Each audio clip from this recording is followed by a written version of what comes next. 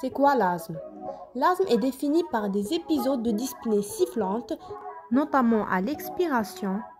Ces épisodes sont généralement nocturnes et réversibles spontanément ou sous traitement bronchodilatateur. L'asthme est dû principalement à une inflammation qui touche les voies aériennes inférieures suite à une hyperréactivité bronchique et en conséquence, on aura une obstruction bronchique variable et réversible. En gros, il faut savoir que l'inflammation bronchique, c'est l'anomalie de base de l'asthme. Si elle n'est pas précocement et efficacement combattue, elle peut entraîner un remodelage des voies aériennes caractérisé par le dépôt de collagène sous la membrane basale.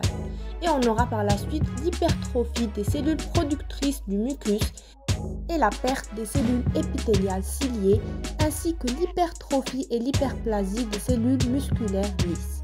Il en résulte alors une nouvelle anatomie bronchique qui génère une gêne à l'écoulement de l'air et une augmentation de l'hyperréactivité bronchique.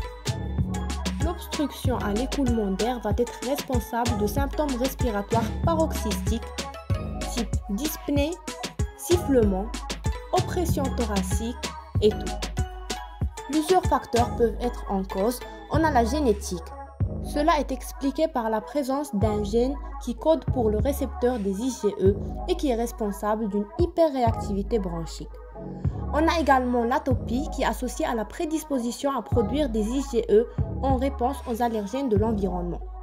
On compte aussi le stress, les émotions, les rires, les hormones et d'autres facteurs exogènes, tels que le tabac.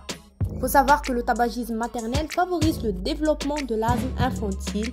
On a également les pneumallergènes, qui comprennent les allergènes domestiques qui sont présents dans la poussière de maison et également les acariens des chats, de chiens et les moisissures, ainsi que les allergènes atmosphériques, qui sont notamment les pollens des arbres, des herbes, etc.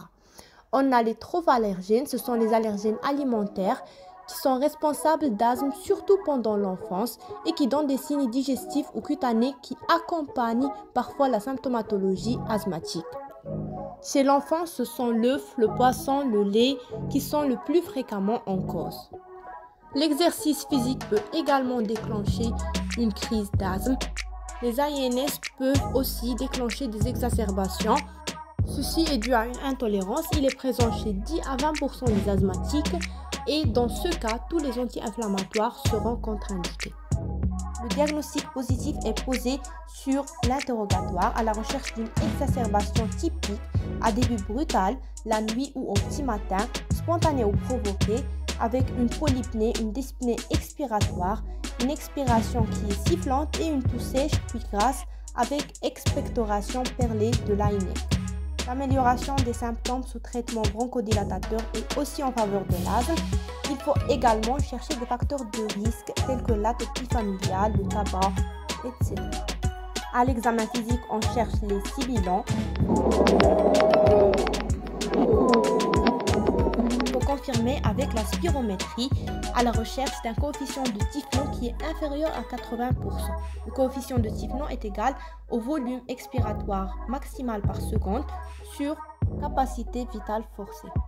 Normalement, ce coefficient est supérieur à 80%, c'est-à-dire que plus de 80% de l'air qu'on peut expirer va sortir. Le poumon est sain et il n'y a pas d'obstruction.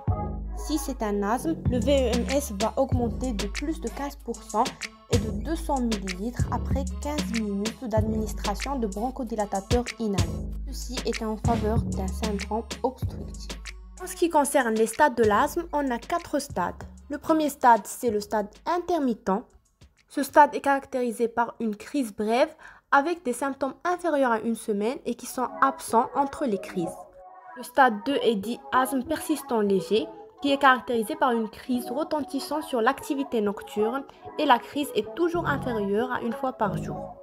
Le stade 3, c'est l'asthme persistant modéré. On trouve des symptômes qui sont quotidiens et l'utilisation de bêta-2 mimétiques tous les jours. Le stade 4, c'est le plus grave et c'est l'asthme persistant sévère caractérisé par des crises qui sont fréquentes et une activité physique limitée. Et finalement, le traitement. Le traitement de la crise repose sur le salbutamol ou ventoline et le prednisolone par voie orale, Soluprel. Le traitement de fond, quant à lui, repose sur les corticoïdes inhalés, fluoxétide, pulmicor, bécotide, et il peut être associé à des bronchodilatateurs à longue durée d'action, aux antileucotriènes ou aux anticorps monoclonaux humanisés anti-IgE, qui est indiqué en cas d'asthme allergique persistant sévère et qui est non contrôlé. C'est tout pour l'asthme, je vous revois pour une autre vidéo.